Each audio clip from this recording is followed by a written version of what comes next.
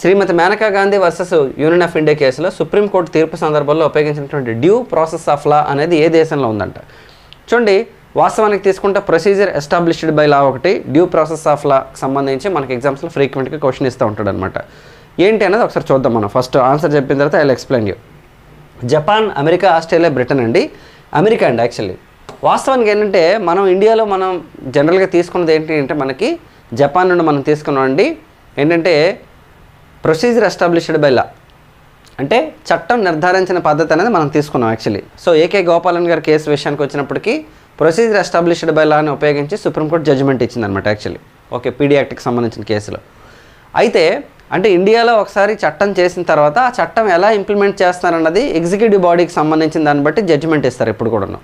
కానీ for the first time Menaka Gandhi గారి కేసులో ఏం జరిగిందంటే, పాస్పోర్ట్ కేసు అంటారు దీన్ని యాక్చువల్లీ. ఈ మేనకా గాంధీ గారి కేసులో ఏం జరిగిందంటే డ్యూ